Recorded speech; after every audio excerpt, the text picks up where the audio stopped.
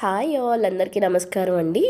నాకైతే ఫుల్గా జలుబు చేసింది. మటన్ అయితే స్పైసీగా చేసుకోవాలనుకున్నాను. ఫస్ట్ దానికోసం ఆయిల్ వేసుకొని ఒక 5-6 పచ్చిమిర్చి, ఒక 4 ఉల్లిపాయలు తీసుకున్నానండి. కేజీ మటన్ చేస్తున్నాను అనమాట కర్రీ. సో అయితే మగ్గిచ్చేసుకుందాము. ఉల్లిపాయలు కొంచెం మగ్గిన తర్వాత అయితే మనం మటన్ వేసేసుకొని చక్కగా ఉల్లిపాయలతో కలిపేసి మూత పెట్టి అయితే మగ్గించుకుందామండి.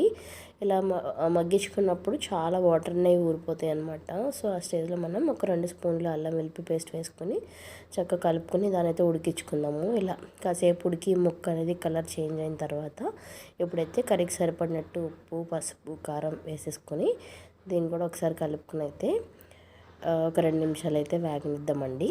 ఇలా వేగిన తర్వాత కొంచెం ముక్క మునిగేదాకా అయితే వాటర్ పోసుకోవాలండి. మట్టి ఉండడం వల్ల చాలా టేస్టీగా వచ్చిందండి. మీకు ఎప్పుడైనా టైం కుదిరితే మీరు కూడా మట్టి కుండలో ట్రై చేయండి. ఇలా ముక్క అంతా ఉడికిపోయిన తర్వాత టేస్ట్ చెక్ చేసేసుకొని దించే ముందు కరివేపాకు, కొత్తిమీర వేసుకొని కొంచెం గరం మసాలా వేసుకొని రెడీ అండి, తినేయడమే.